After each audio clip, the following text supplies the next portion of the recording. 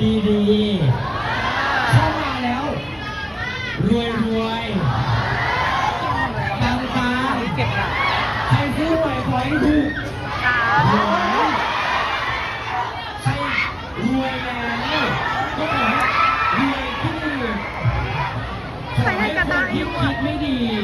กับพวกหนูแพ้ใครตัวไปให้หมดว่าขอให้เราเจริญสิ่งสวยงามตลอดทั้งปีเช่นเลโก้นะครับรักข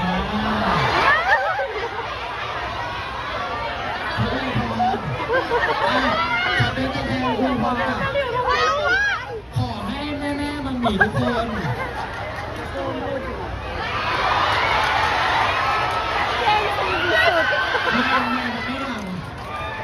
ไม่ดำขอให้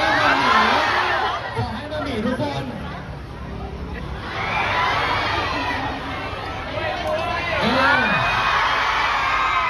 มันไม่ดีเศร้ามาเดี๋ยวเอง มาทนก็หมุนก็ไม่อยู่แล้วเป็นโฟกัสไม่ทัน